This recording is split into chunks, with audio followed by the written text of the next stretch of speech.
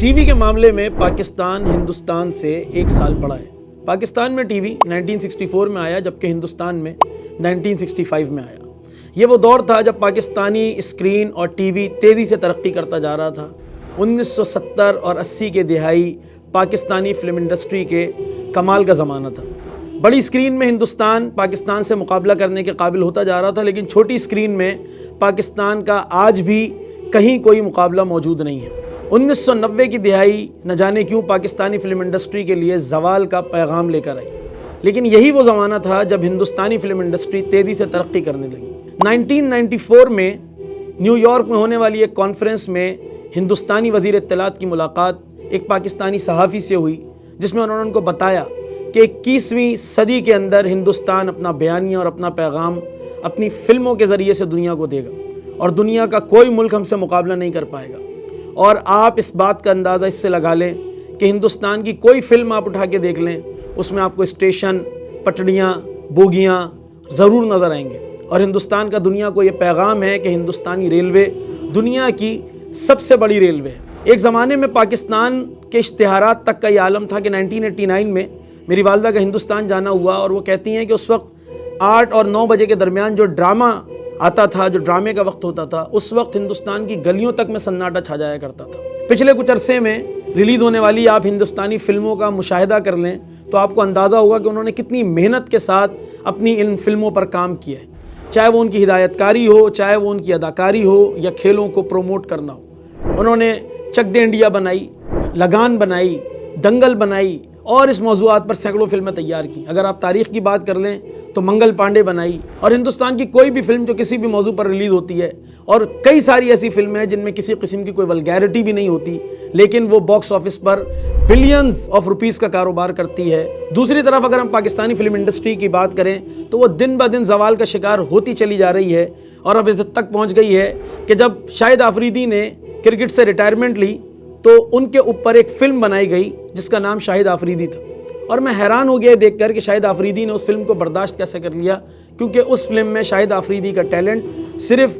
بے حیائی دکھایا گیا ہے۔ دنیا کہیں سے کہیں چلی جا رہی ہے۔ اگر آپ ترکی کی بات کر لیں تو ترکی ایک سے ایک موضوعات لے کر آ رہا ہے۔ پچھلے کچھ دنوں میں انہوں نے ارطغرل کے نام سے ویب سیریز شروع کی، عثمان کے نام سے ویب سیریز ابھی جاری ہے، سلطان محمد فاتح پر انہوں نے فلم بنائی، انہوں نے صلاح الدین ایوبی کے اوپر باقاعدہ ایک ویب سیریز تیار کر لی۔ لیکن ہم پنجاب سے آگے، پنجاب نہیں جاؤں گی، لاہور سے پیچھے، ان سے آگے نکلنے کے لیے تیار نہیں ہیں۔ اگر آپ کو یاد ہو تو آصف رضا میر کی ABC پروڈکشن نے ہم ٹی وی پر ایک وقت میں عبد القادر ہوں کے نام سے ایک ڈرامہ ریلیز کیا تھا۔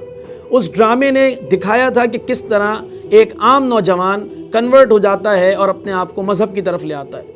وہ شاید واحد ڈرامہ تھا پاکستان کی ڈراموں میں کہ جس میں مذہبی طبقے کی طرفداری کی گئی تھی اور ان کو دکھایا گیا تھا۔ یہ اسی دور کا ڈرامہ ہے جب جنید جمشید نے اپنے آپ کو کنورٹ کر لیا تھا، اور ان کے سب سے پسندیدہ پروڈیوسر شعیب منصور، جنہوں نے دل دل پاکستان کے ذریعے سے جنید جمشید کو آسمان کی بلندیوں تک پہنچایا تھا، انہوں نے جنید جمشید سے ڈسہارٹ ہونے کے بعد فلم ریلیز کی جس کا نام بول تھا اور خدا کے لیے تھا۔ میں ایک مسجد میں جمعے کی نماز کے لیے کچھ وقت پہلے پہنچ گیا تو میں نے دیکھا امام صاحب وہاں پر گفتگو کر رہے تھے، اور ان کا موضوع یہی فلمیں تھیں۔ وہ بتا رہے تھے کہ کس طرح حساس شرعی موضوعات کو نشانہ بنایا گیا ہے۔ میں اس وقت سوچ رہا تھا کہ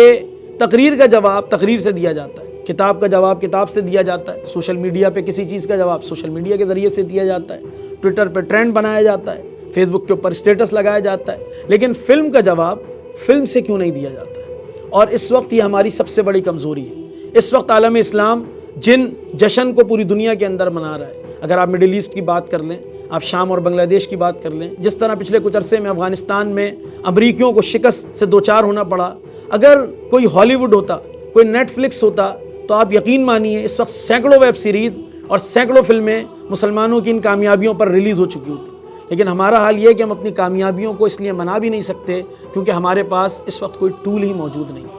اس لیے اس وقت پوائنٹ یہ ہے کہ ہمیں ایسے پروڈیوسرز کی، ڈائریکٹرز کی، اسکرپٹ رائٹرز کی ضرورت ہے جو ہماری ان کامیابیوں کو، عالم اسلام کی تاریخ کو، ہمارے ہیروز کو دنیا کے سامنے پیش کر سکے۔ کوئی ایجاد، کوئی بھی ٹول بذات خود برا نہیں ہوتا، بلکہ اس کا استعمال اسے اچھا یا برا بناتا ہے۔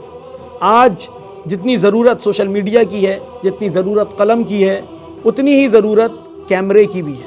کہ ہم کیمرے کو استعمال کریں، بہترین فلم پروڈیوس کریں، ڈائریکٹ کریں اور دنیا کے سامنے ریلیز کریں، تاکہ آج پاکستان کا اور عالم اسلام کا بیانیہ بھی دنیا کے سامنے پورے طریقے سے واضح ہو سکے۔